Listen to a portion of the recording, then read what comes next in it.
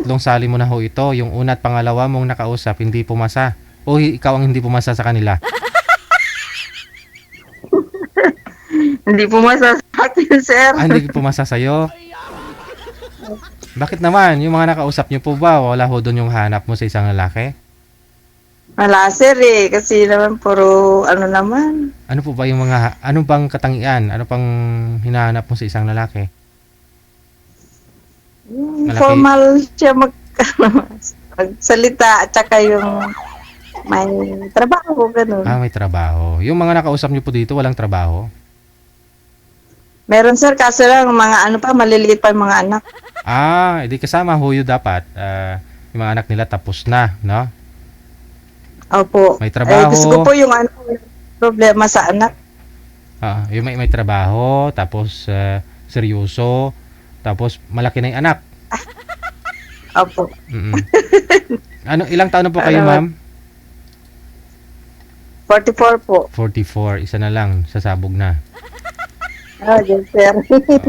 Ano po, hiwalay din sa asawa? Sir, matagal na, sir. 14 years na. Tagal na. Yung bunso mong anak, ilang taon na po ngayon? Magpo-14 na siya, sir. Buntis ka nung naghiwalay kayo? Hindi, sir. 1 year. 1 year, 8 months. Yung bata? Ayaw po, yung Di 12 bunso. years ka palang hiwalay pala. Hindi, kasi sir, dati na siyang maalis. Hiwalay Hindi na siya kayo? Parang sir, gusto ko kasing magkaroon pa ng anak, Oh, kaya parang nagpabuntis ako sa kanya. Ulit. tika lang. Yung asawa mo, naghiwalay na ho kayong dalawa, tapos gusto mo lang ng magkaroon pa ho ng isang anak. Ano po yun? Apo. Parang ikaw yung nakiusap po ako sa kanya, nabuntisin niya lang ako. Arag. Ilan po anak nyo? Ma? Ilan po lahat anak nyo? 3. 3. Oh. Kasi po yung anak ko, nag-iisa lang kasi po ako eh. Kaya nag-iisa po akong babae, 2 lang kasi kami ng kuya. Gusto ko maraming anak. 2 ako, gusto ko pa ng isa. Sabi ko sa kanya, buntisin mo ako ulit. Arag. Kahit yun lang. Be, puntasin mo ako, be. Ganon. Pero hiwalay na po kayo, ha? Opo. Ano po yun na... Tagal na siya. Na po. Hindi, nung naghiwalay na ho kayo, siguro mahigit na 1 taon, magdadalawang taon? Hiwalay? Opo. Tapos? Opo.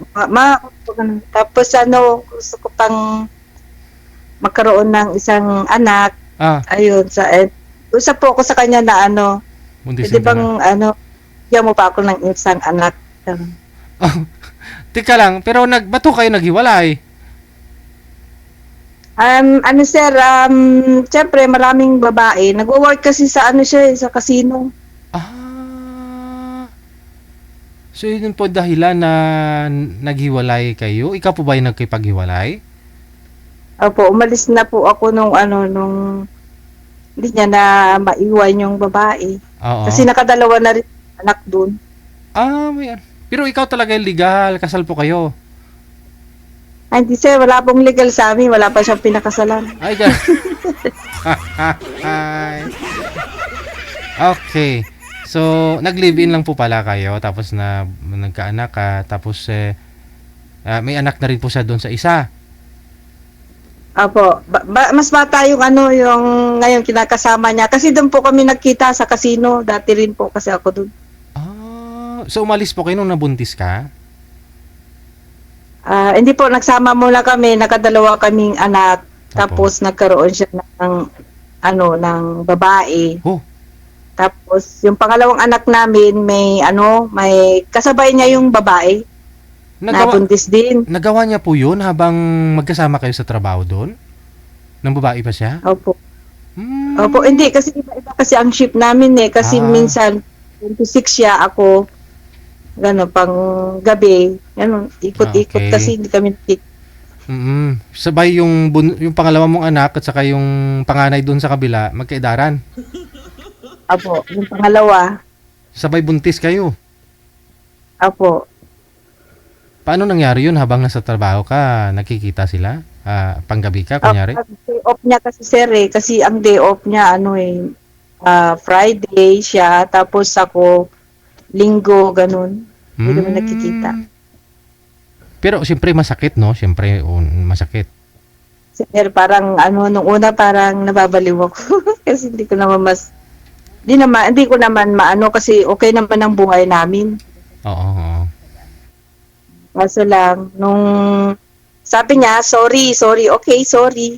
Pero nung ano, na parang buntis na naman yung babae, umalis na lang ako.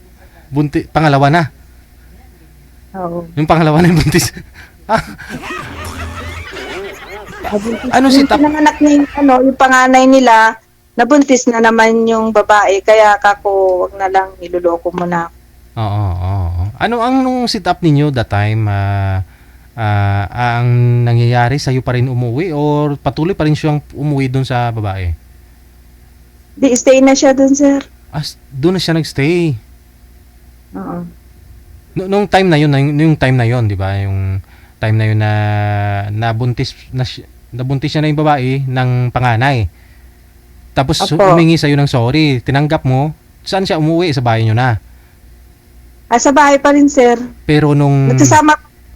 Nagsama kayo. Pero Oo. dahil siguro may anak siya doon, pumunta siya doon, tapos may nangyayari pa rin, nabuntis niya ulit. Oo, nabuntis niya ulit. Tapos nung nalaman kong buntis siya, ako na lang po umalis kasi niloloko na lang niya ako eh. Bali, umalis na rin po kayo sa trabaho. Opo, umalis na lang ako sa trabaho. Tapos, sayo, nag-business ako. Oo. Pero, Eh, ma'am, di ba, magkasama ho kayo ng trabaho ng babae na yon? Magkasama kayo, tatlo kayo, nagkikita-kita kayo doon sa trabaho? hindi sir, ano siya eh, waitress Sa kantin ninyo? sa casino po, sa casino. Doon sa gaming kasi may ano naman doon. Yung sa hotel sila nagtatrabaho. Mm. Eh, siyempre, yung mga babae doon, magaganda. Yung mga waitress doon. Oo. Sa, mga babae kasi doon, dapat mga waitress doon, magaganda, sexy. Mga natakam-takam na. Okay. So, umalis ka na. Nung umalis ka, dala-dala mo yung dalawa niyong anak. Opo. Bali po, nung bakasyon, grade 3 pa lang yung yung panganay ko. Sabi ko, muna ako sa amin. Hindi na ako bumalik sa kanya. Nagnegosyo ka na lang. Opo. Tapos nagsama na sila ng babae. Oo, yun ang gusto niya eh. Sama sila na walang problema. Tapos tuloy-tuloy yung komunikasyon ninyong dalawa. Tapos piniim? Hindi sir, di na kami nag-uusap. Kaso lang parang sabi ko kulang yung anak ko. Oh. Okay. So, tapos anong ginawa mo? Tinuntak mo pa rin? Kulang yung anak ko. Ano kaya? Tapos yun, ayun, kinausap ko siya na sana bigyan niya pa rin ako ng isang anak. Kasi ayoko naman may anak ko kung iba ang tatay. Gusto ko sa tatay lang. Ay, sabi niya, sure ka ba? Sabi niya sa akin. Gusto din niya. Tapos yun, bali, tumawag. lang kami ng 2 beses. Nakita lang kayo 2 beses? Opo. Oo. Kabuo. Pero alam ng babae na yon. Yung kinakasama niya, alam ng kinakasama niya? Ay, hindi na sir kasi baka mag-aaway pa sila. Ayoko rin ng Ngayon siguro nanonood din po yun eh. Nalaman na. Malas sir. Tapos na. Bali sir, bago kami magsama, patingin mo na ako sa doktor kung ano yung dapat kong gawin para mabilis mabuntis. At ngayon, yung pangatlo mong anak, 14 years old na. Apo. Yung panganay mo, ilang taon na yung panganay? Running 22 na, sir. Wala pa akong asawa. Wala, sir. Kakatapos pala ng kolehiyo. At least nagsusupport yung lalaki, ha? Nagsusupport siya. Oo, nagsusupport siya. Sa 14 years, hindi na ho kayo nag-asawa ulit? Hindi na, sir. Boyfriend lang. Video ko sa video call lang, sir, ay sa Facebook. Okay. So, Akong tinaray mo Ngayon, dito gusto sa ko programa natin. Oo. Ha? Tinaray mo sa programa natin, pangatlong sali mo na sana ito. No? Apo, pangatlo na, sir, meron na. Pag meron, hindi na ako sasali. Wala pa siya Oo. Yun na lang po, ma'am. Standby lang po kayo, ha? Pag meron ho kaming mahanap, 44 po kayo, no? Sir, Dapat ho may trabaho. Medyo formal naman, no? wag naman yun, sir. Mga binibigay mo naman, sir, para planning. Sorry. Praning. Bakit to? Ano ginawa nila sa'yo na hindi mo nagustuhan? Kung ano-ano yung mga sinasabi. Ah, Wala naman importante. ay. Okay, sige. Hanap ako kami, ma'am, ha? Sige, sir. Thank you, sir. Thank you. May mga babae talagang ganun, no? Sabagay. Kaya nga sa akin, ginawa kong 3, no? Kasi ang hirap pag dalawa lang yung anak mo, eh. Walang nagre-referee pag mag-aaway.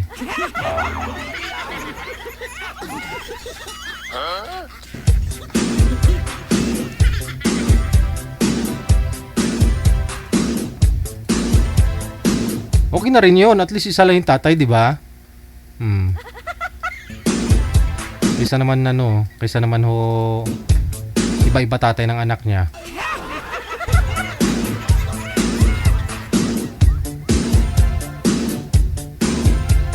Oras natin, 29 minutes after 2 na ng hapon dito sa Pilipinas.